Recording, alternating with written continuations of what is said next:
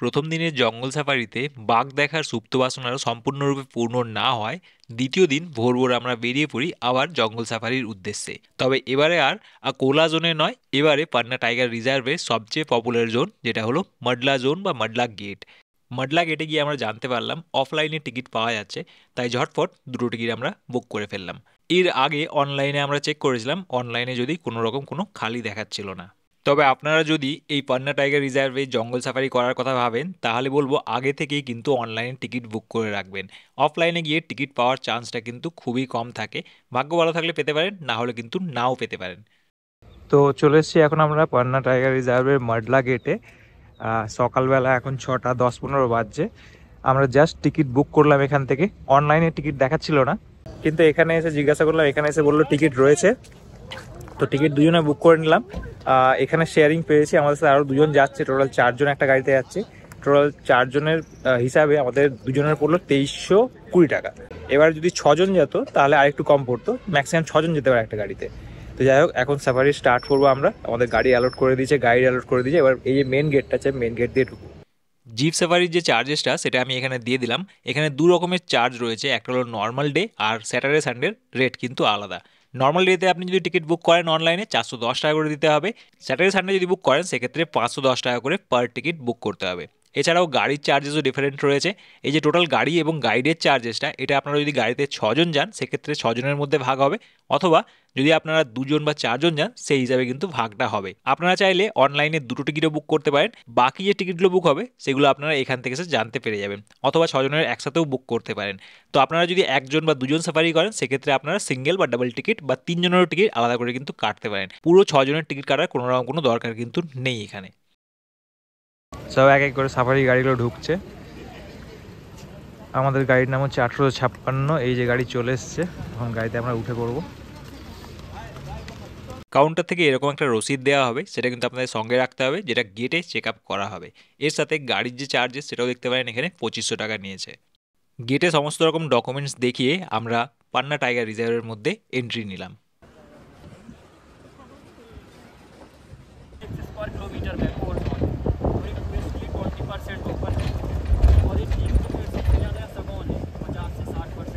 তো সাফারি আমরা স্টার্ট করে দিয়েছি, 6:15 নাগাদ স্টার্ট করলাম। সকালে সাফারিটা একটু বেশি টাইম ধরে চলে, প্রায় 5.5 ঘন্টার মতো। তো জাস্ট স্টার্ট করলাম, শুরুতে একটা ময়ূর দেখতে পেয়েছি। দেখা যাক আর ভেতরে কি কি দেখা যায়। যে কোনো টাইগার রিজার্ভ বা রিজার্ভ ফরেস্টের মধ্যে এরিয়া কিন্তু প্রচুর বড় থাকে। তো সেক্ষেত্রে বাঘ দেখা বা পার্টিকুলার কোনো অ্যানিমেল দেখা কিন্তু পুরোটাই ভাগ্যের উপর ডিপেন্ড করে। তবে হ্যাঁ, মধ্যপ্রদেশে যে সমস্ত টাইগার রিজার্ভগুলো রয়েছে সেখানে কিন্তু বাঘের ডেন্সিটিটা একটু বেশি হওয়ায় এখানে বাঘ দেখার চান্সেস কিন্তু বেশি থাকে, এবং এখানকার গাইড এবং ড্রাইভাররা কিন্তু চেষ্টা করে আপনাকে বাঘ দেখানোর। জঙ্গলে কিছু দূর ঢোকার পরেই দেখলাম একটা মেল সাম্বার ডিয়ার। এই যে বড় বড় সিংগুলো দেখছেন, এইগুলো কিন্তু মেল সাম্বার ডিয়ারের থাকে, ফিমেলের কিন্তু কোনো সিং থাকে না।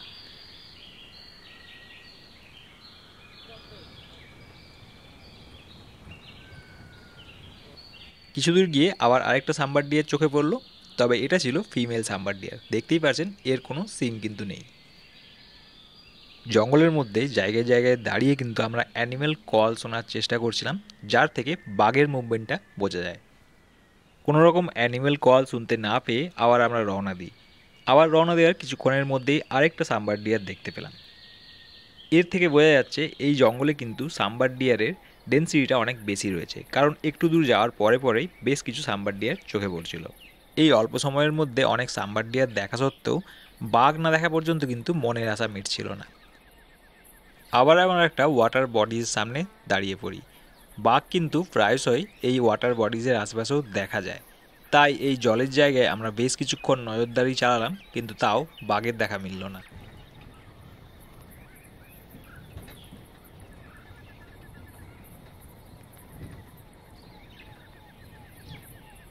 এরপর আমরা বেশ কিছু হনুমান দেখতে পেলাম। হনুমানরা কিন্তু বাঘ দেখলে কল করে, আর হনুমানরা যদি কল করে তার মানে 100% শিওর যে বাঘ রয়েছে আশেপাশেই। কিন্তু এখানে যখন দেখলাম হনুমানরা মাটিতে বসে জল খাচ্ছে, তখন বুঝতে পারলাম যে আশেপাশে কোনো বাঘের আশা কিন্তু নেই, না হলে এরা এত রিল্যাক্সভাবে কিন্তু এরকম বসে থাকতো না। এপার থেকে ওপার, এদিক থেকে সেদিক আমরা কিন্তু তন্ন তন্ন করে জঙ্গলে বাঘ খুঁজতে লাগলাম। হঠাৎই জঙ্গলে এক বিশাল আকৃতির প্রাণীর দেখা মিলল। না, এটাও কিন্তু বাঘ নয়, এটা ছিল নীলগাই। নীলগাই কিন্তু এশিয়ার মধ্যে সবচেয়ে লার্জেস্ট অ্যান্টিলোপ জাতীয় প্রাণী।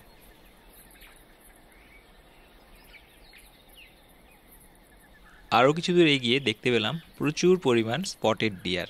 গত পর্বে আপনারা দেখেছেন কোলা জোনের যে অ্যানিমেলসগুলো সেগুলো কিন্তু খুবই শাই ছিল, তারা মানুষ দেখলেই দৌড়ে পালাচ্ছিল, কারণ তারা মানুষ দেখে অভ্যস্ত নয়। কিন্তু এখানের অ্যানিমেলসগুলো দেখলাম অতটা ভয় পাচ্ছে না, কারণ এই জন্যে সাফারিটা বেশি হয়, এরা কিন্তু মানুষ দেখতে দেখতে অভ্যস্ত হয়ে গেছিলো। তাই সাইটিংটাও এখানে বেশ ভালোই হচ্ছিল, অনেকক্ষণ ধরে অ্যানিমেলসগুলোকে দেখা যাচ্ছিল।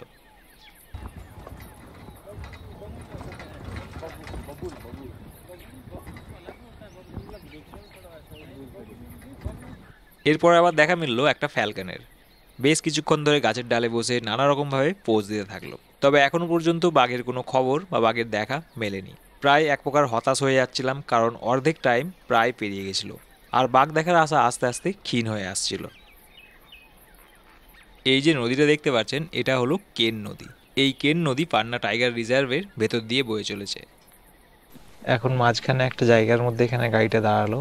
এখানে একটা ক্যাম্প মতো আছে, এখানে টয়লেটও আছে। টয়লেট কারো যদি করার থাকে এখানে করতে পারে, আর এখানে কিছুক্ষণ গাড়ি দাঁড়াবে। ব্রেকফাস্ট কেউ যদি করার থাকে, কেউ যদি খাবার দাবার কিছু নিয়ে আসে, সেটাও এখানে করতে পারে। এখনো পর্যন্ত প্রচুর সাম্বার ডিয়ার দেখলাম, প্রচুর স্পটেড ডিয়ার দেখলাম, একটা নীল গাই দেখলাম। নীল গাই প্রথম দেখলাম এর আগে কোনো ফরেস্ট নীল গাই দেখিনি। লঙ্গুর মানে বাঁদর দেখলাম অনেক, কিন্তু এখনো পর্যন্ত বাঘের কোনো মানে খবর পাইনি। শুনলাম যেটা 3-4 দিন আগে পর্যন্ত খুব ভালো স্পটিং হচ্ছিল, মানে একটা ফিমেল টাইগার আছে, তার দুটো কাবসের সাথে বেশ ভালো সাইটিং হচ্ছিল। কিন্তু একটা মেল টাইগারের সাথে রিসেন্ট 1-2 দিনের মধ্যে ফাইটিং হওয়ার জন্য ফিমেল টাইগারটা আহত হয়ে কোথাও লুকিয়ে আছে, এখন আর বেরাচ্ছে না। আগে কিন্তু বেশ ভালো বেরোচ্ছিলো এবং খুব ভালো ফাইটিংও হচ্ছিল। কিন্তু দেখা যাক এখন পাওয়া যায় কিনা। লাক ভালো হলে পাওয়া যাবে, না হলে আর কি করা যাবে।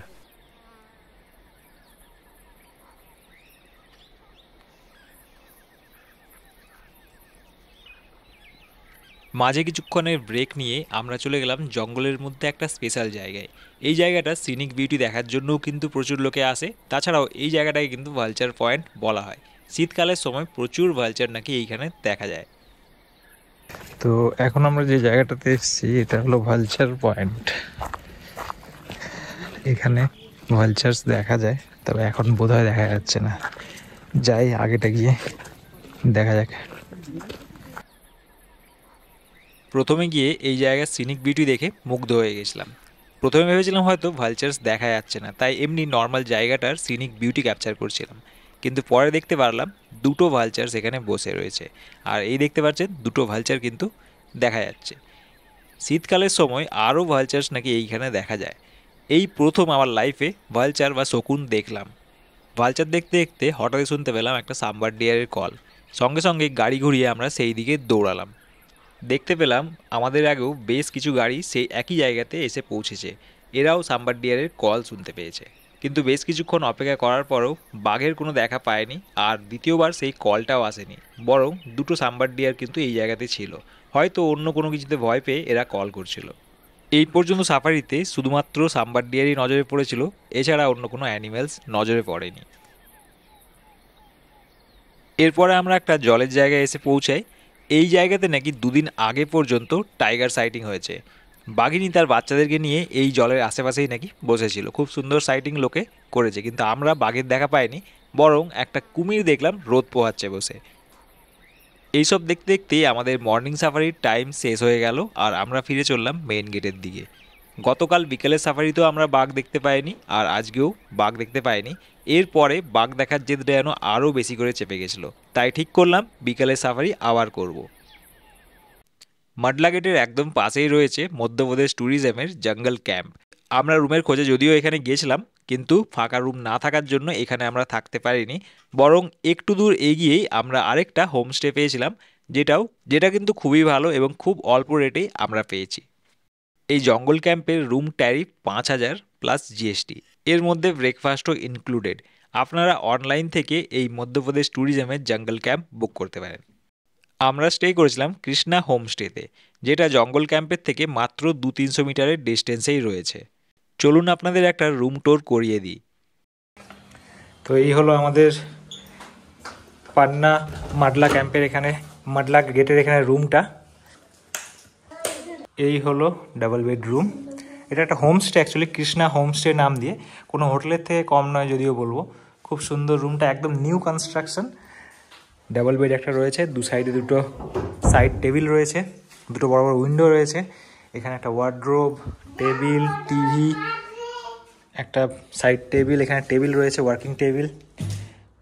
তারপরে এখানে কেটল দিয়েছে, কাপ দিয়েছে, এখানে মেনুও দিয়েছে। তার সাথে সবচেয়ে ভালো ব্যাপারটা হলো পিছন দিকে হচ্ছে মানে এই যে রুমের সামনের দিক থেকে এন্ট্রি, আর এই পিছন দিক থেকে এখানে একটা ব্যালকনি মতো করা আছে। বিশাল জায়গা, বিশাল বড় জায়গা, আমার তো সত্যি খুব ভালো লেগেছে। আর এই পিছনটাতে পুরো জঙ্গল, মানে এটা পুরো ফরেস্টের এরিয়া যা মনে হচ্ছে। এখান থেকে সন্ধ্যাবেলা বসে আনন্দ নেওয়া যাবে। এই জায়গাটা হলো মেন এন্ট্রি, মানে এইটা দিয়ে মেন এন্ট্রি হচ্ছে আমাদের। আর এইখান দিয়ে আমরা রুমে এন্ট্রি করছি। রুমে ঢোকার আগেই এখানে ডান দিকে রয়েছে টয়লেট। টয়লেটটাও বিশাল টয়লেট, খুব সুন্দর মানে ডেকোরেশন করা। গিজার রয়েছে, সঙ্গে মানে শাওয়ার এরিয়ার জন্য সেপারেটার দেওয়া রয়েছে এরকম করে। তো এরকম সেপারেটার রয়েছে। আর এইটা হলো মেন রুমটা, খুব সুন্দর, সত্যি বলতে খুব সুন্দর লাগলো। TV table, working table, TV, AC. তবে হ্যাঁ, আমরা এসি ছাড়া নিয়েছি। এসি ছাড়া আমাদের এই ঘরটা ভাড়া পড়েছে 1500 টাকা। উইথ এসি এই রুমটার ভাড়া হলো 2000 টাকা। কিন্তু আমরা এসি নেব না, সেই জন্য আমি উইদাউট এসি বললাম। তো উইদাউট এসিতে ওনারা বললেন ঠিক আছে, এসি না চালালে 1500 টাকায় করে দেবেন। তো 1500 টাকা এই রুমটার কস্ট। খুব ভালো লেগেছে, মানে এতদিন পর এত চিপ রেটে এত ভালো একটা হোটেল আমরা পেয়েছি। মানে আমরা ফার্স্টে গেছিলাম জঙ্গল ক্যাম্পে, মধ্যপ্রদেশ ট্যুরিজমের যে জঙ্গল ক্যাম্প রয়েছে একদম মাডলা গেটের পাশেই। তো মাডলা গেটের পাশে যে গেটটা, তো মাডলা গেটের পাশেই যে এটা, ওখানে গেছিলাম। ওখানে আমরা জিজ্ঞাসা করলাম 5000 প্লাস জিএসটি, মানে অনেকটাই কস্টলি। আর এটা ওখান থেকে আর অ্যারাউন্ড 200-300 মিটার ক্রস করে এগিয়ে আসলে টুয়ার্ডস পান্না বাস স্ট্যান্ড দিকে গেলে এইটা পড়ে, মানে কৃষ্ণা হোমস্টে একদম নতুন হয়েছে। কন্ট্যাক্ট ডিটেলস আমি দিয়ে দেবো, আপনারা চাইলে ফোন করে আসতে পারবেন। মানে এত ভালো একটা প্রপার্টি, এত সামনে আর এত চিপ রেটে। হয়তো ফিউচারে এর রেট বেড়ে যাবে, কিন্তু এখন আপাতত আমরা কম রেটেই পেয়েছি। তো আপনারা চাইলে যোগাযোগ করতে পারেন যদি এখানে কখনো পান্নাতে আসেন। পান্নাতে আসলে বেস্ট সাইট সিইংয়ের জন্য জায়গা হচ্ছে মাডলা মানে গেটটা। মানে অন্য যে দুটো গেট আছে, হিনোটা আর আকোলা তো একদম জাস্ট রিসেন্ট খুলেছে। হিনোটাটাও খুব বেশি পুরনো নয়। তো সাইটিংয়ের চান্স সবচেয়ে বেশি এই মাডলা গেট দিয়ে, আর এখান থেকে সবচেয়ে বেশি জিপসিগুলোর এন্ট্রিও হয়। তো আপনারা সেই হিসাবে মাডলা গেটে যদি আসেন, মানে এখানে যদি আসেন, এটা খাজুরাহো থেকে সবচেয়ে কাছেও, অ্যারাউন্ড 25 কিলোমিটার ডিস্টেন্স, খুব বেশি ডিস্টেন্স না। আর এইটা কমন এরিয়া হোটেলের। উপরে দুটো রুম রয়েছে, এইদিকে একটা রুম, এইদিকে একটা রুম। উপরের রুমগুলো বেশ দেখতে বেশ ভালোই।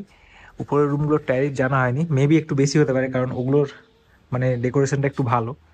রুমের মধ্যে ফ্রেশ হয়ে খাওয়া দাওয়া করে আবার আমরা বেরিয়ে পড়লাম দুপুরের সাফারি করার জন্য।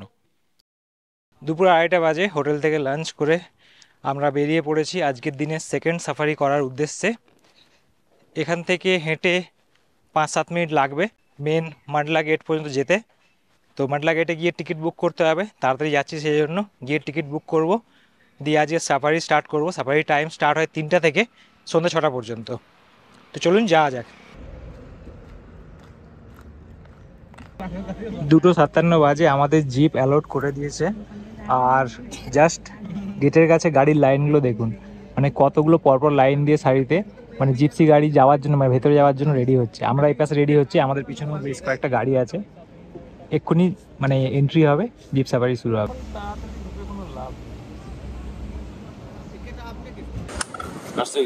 मेरा नाम स्वामी है, मैं गाइड हूँ लोकल।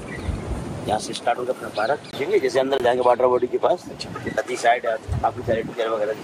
टाइगर दिखाएंगे? टाइगर भी दिखा, टाइगर देखिए कल सुबह शाम नहीं दिखा, आज सुबह नहीं दिखा। आप देखिए अच्छा, वो कुछ फाइट हुआ ना कुछ टाइगर का? हाँ, अच्छा आपको जानकारी है, इसलिए टाइगर सुबह आए थे हम लोग। जहाँ भी होगा पता नहीं, लेकिन देखना है। रात को चले हैं, चीप सारी पंजे लगे बच्चे के, माँ की, और अलग अलग। तो हम लोग इसीलिए डिसाइड किया कि जो नई टाइगर है उसको चलेंगे चेक करने, और वो दिख जाए फिर आगे इनको ट्राई करेंगे। ठीक। पटना का जो टोटल एरिया है पार्क का 576 स्क्वायर किलोमीटर का एरिया है, जिसके ऊपर घूम रहे हैं। इसमें 20% खुला है टूरिज्म के लिए। और पटना 3 प्लाटों में बटा है। मडला जोन, जिसमें ग्रासलैंड और कैन रिवर है। सेकंड प्लाटो में है ग्रासलैंड बंजर पॉइंट 3rd प्लॉट और नॉट टूजे एरिया है तालगांव वाला। ये सवाना ग्रास है, यहाँ मिक्स फॉरेस्ट है, ये सागौन का पेड़ है, टीक झूला पलास काले वाले तेंदू जायल ऐसे मिल जाता कि सेट कुछ कॉल वगैरह हो रही तो उससे करने वाला टाइगर है। पंजे भी दिखाएंगे टाइगर के पंजे सुबह का चला वो टाइगर रहता है, इस टाइम तो चले नहीं हुए क्योंकि टाइगर पूरी दिन सोता है। 8, 9, 10 बजे तक जितने इसका बैठ जाता है, रेस्ट करता है। 4, साढ़े 4, 5 बजे तक मूवमेंट का टाइम होता है उनका, टेम्पो उठते हैं।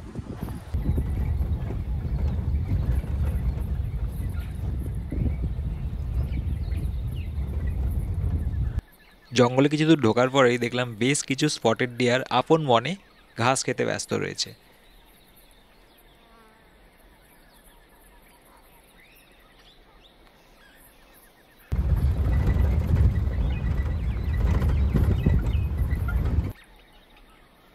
আবার কিছুক্ষণ পরে দেখা মিলল বেশ কিছু ওয়াইল্ড বোর বা জঙ্গলি শুয়োরের। তবে আমাদের মেইন টার্গেট তো ছিল বাঘ, তাই বাঘ খোঁজার উদ্দেশ্যে আমরা এদিক ওদিক ঘুরতে লাগলাম। বেশ কিছু জায়গায় আমরা ফ্রেশ পাগমার্কও দেখলাম, পাগমার্ক দেখে সেই দিকে রওনা দিলাম, কিন্তু তাও বাঘের কোনো দেখা কিন্তু মিলছিল না।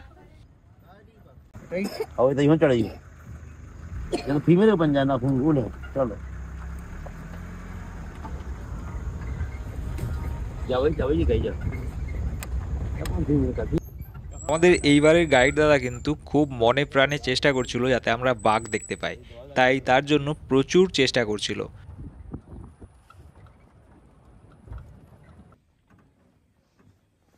বাঘের খোঁজাখুঁজি করতে করতে প্রায় সন্ধ্যা হয়ে এসেছিল, তখনও কিন্তু বাঘের কোনো দেখা মেলেনি। আর ঠিক সেই সময়ই খবর এলো বাঘ নাকি দেখা গেছে। সঙ্গে সঙ্গে আমাদের গাড়ি দৌড়লো সেই দিকে।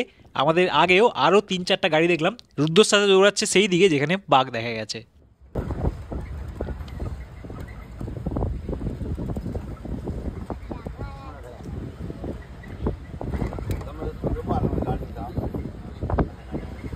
কিছুটা রাস্তা যাওয়ার পর মেন গেটের একদম কাছাকাছি জায়গায় দেখা গেল মেন রাস্তার উপর দিয়ে, মানে যেটা জিপ যাওয়ার রাস্তা, সেই রাস্তার উপর দিয়ে বাঘ হেঁটে চলেছে।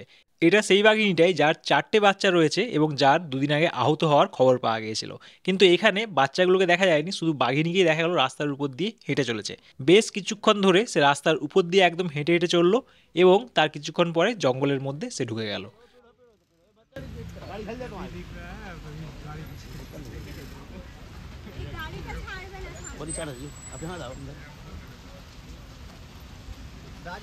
এই বাঘিনীটা ধীরে ধীরে জঙ্গলের মধ্যে প্রবেশ করে গেল আর আমরাও ধীরে ধীরে মেন গেটের দিকে এগিয়ে গেলাম।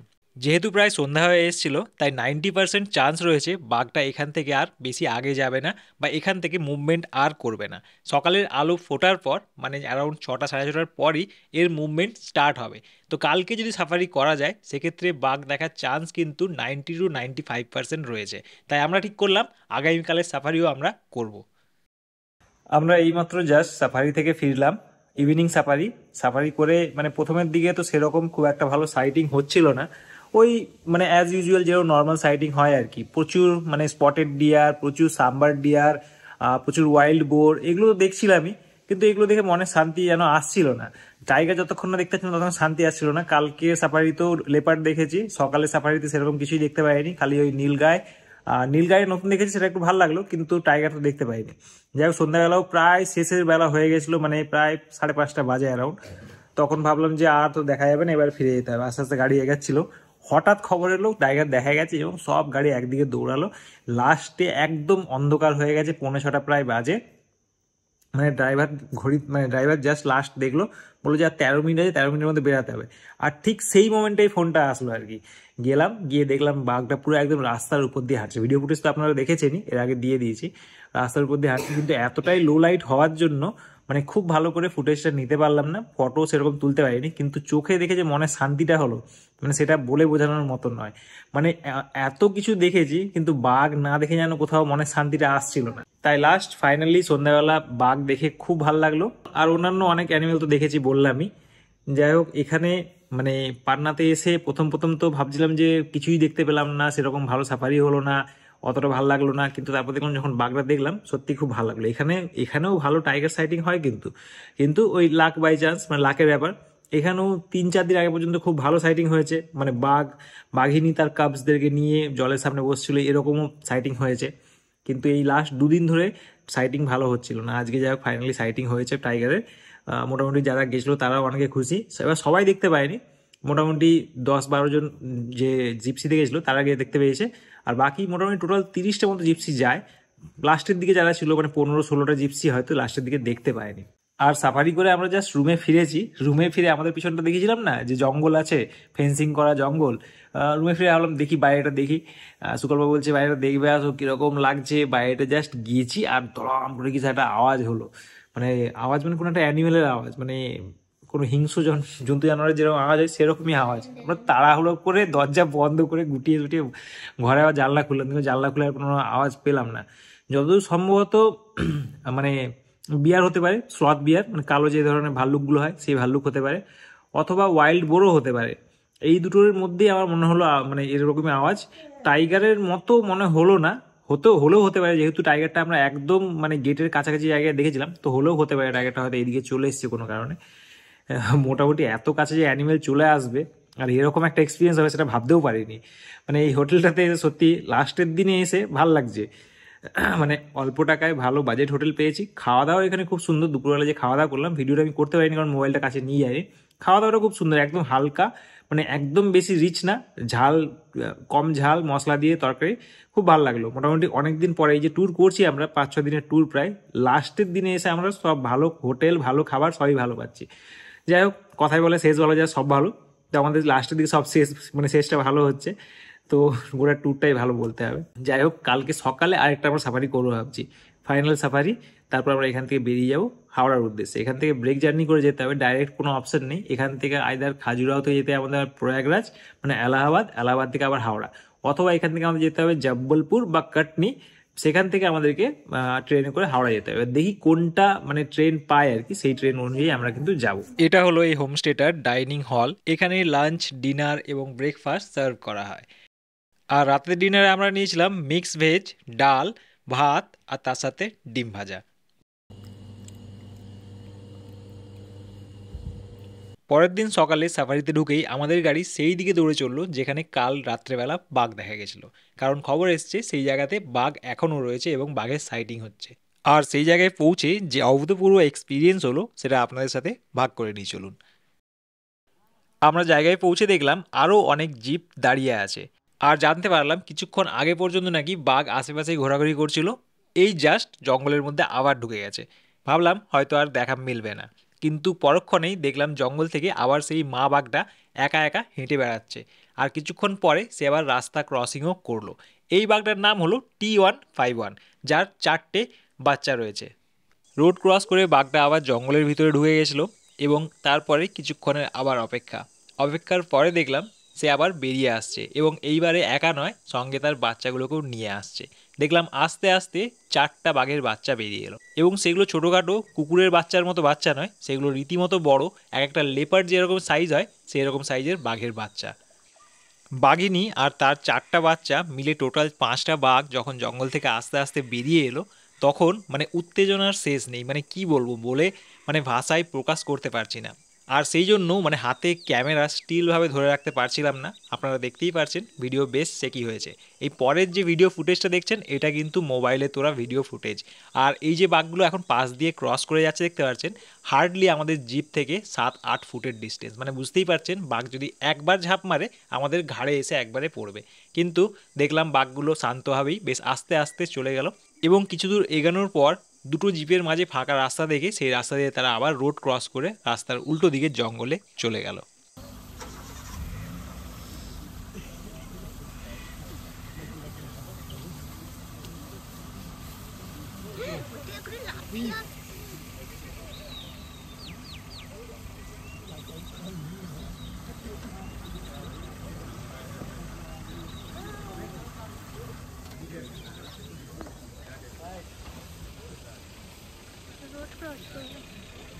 সত্যি কথা বলবো, যখন আমরা মধ্যপ্রদেশ যাওয়ার ট্যুর প্ল্যান করছিলাম তখন কিন্তু আমাদের ট্যুর প্ল্যানের মধ্যে পান্না টাইগার রিজার্ভ একদমই ছিল না। এখানে আমরা যাওয়ার কথা ভাবিনি। আমরা ভেবেছিলাম আইদার কানহা যাব বা বান্ধবঘাট যাব, কারণ এই দুটোই খুবই ওয়েল নোন টাইগার রিজার্ভ আর এখানে টাইগার সাইটিংও খুব ভালো হয়। পান্না ন্যাশনাল পার্কের অতটা সেরকম নাম কিন্তু আমরা শুনিনি, যার জন্য পান্না যাওয়ার চিন্তা ভাবনা আমরা করিনি। কিন্তু যখন দেখলাম বাকি দুটোতে অনলাইনে কোনো রকম সাফারি স্লট খালি নেই, তখন বাধ্য হয়ে আমরা পান্না ন্যাশনাল পার্কে আসার চিন্তা ভাবনা করি। যদিও পরের দিকে যে সাফারিগুলো আমরা করেছি সেগুলো সম্পূর্ণটাই অফলাইনের সাফারি ছিল, মানে অফলাইন টিকিট বুক করে আমরা সাফারি করেছিলাম, এবং লাস্ট সাফারিতে যে সাইটিং হলো সেটা আজীবন মনে থাকবে। এবং Panna national park one of the top priority থাকবে মধ্যপ্রদেশের জঙ্গলগুলোর মধ্যে। জানি না আপনাদের কাছে ক্যামেরা থ্রু দিয়ে কতটা এক্সপিরিয়েন্স আমি তুলে ধরতে পারলাম, কিন্তু যে এক্সপিরিয়েন্স আমরা করে এসেছি সেটা লাইফ টাইম এক্সপিরিয়েন্স, এবং এই এক্সপিরিয়েন্স বারবার সব জঙ্গলে গিয়ে হয়তো আমরা আর পাবো না। যাই হোক, সাফারির প্রথমে ঢুকেই এত সুন্দরভাবে প্রায় আধ ঘন্টারও বেশি সময় ধরে আমরা টাইগার সাইটিং করলাম, এবং তারপরে ফুরফুরে মেজাজে বেশ জঙ্গলে এদিক ওদিক ঘুরতে থাকলাম, কারণ আমরা জানি যে আমাদের মেন সাইটিং হয়ে গেছে, আর যদি আমরা কিছু নাও দেখি তাহলেও কিন্তু কই গাম নেই। কিন্তু এরই মধ্যে ঘুরতে ঘুরতে আমরা বেশ কিছু সাম্বার ডিয়ার দেখলাম, আর একটা বাচ্চা সাম্বার ডিয়ারও দেখলাম, একদম লোম লোম সাম্বার ডিয়ার। দেখে প্রথমে মনে হয়েছিল অন্য কোনো একটা প্রাণী, কিন্তু দেখলাম না, এটাও একটা সাম্বার ডিয়ারই। যাই হোক, এইসব দেখতে দেখতেই সাফারি শেষের সময় হয়ে গেল, আর আমরা ফিরে গেলাম মেন গেটের দিকে। সাফারি থেকে ফিরে আমরা চলে গেলাম রুমে, এবং রুম থেকে ফ্রেশ হয়ে আবার লাগেজপত্র নিয়ে আমরা রওনা দিলাম পান্না বাস স্ট্যান্ডের উদ্দেশ্যে। পান্না থেকে আমরা যাব কাটনি হয়ে সেখান থেকে ট্রেন ধরে ডাইরেক্ট হাওড়া চলে যাব। তো বন্ধুরা, এই ছিল আমাদের সাফারির আজকের শেষ পর্ব। আশা করি আপনাদের ভিডিওটা ভালো লেগেছে। যদি ভিডিওটা ভালো লেগে থাকে তো লাইক করতে ভুলবেন না, এবং ফ্যামিলি এবং ফ্রেন্ডসদের সাথে অবশ্যই শেয়ার করবেন। দেখা হচ্ছে বন্ধুরা আগামী ভিডিওতে। আপনারা সবাই ভালো থাকবেন, হাসি খুশি থাকবেন, এবং আপনাদের দিনটি খুব ভালো কাটুক।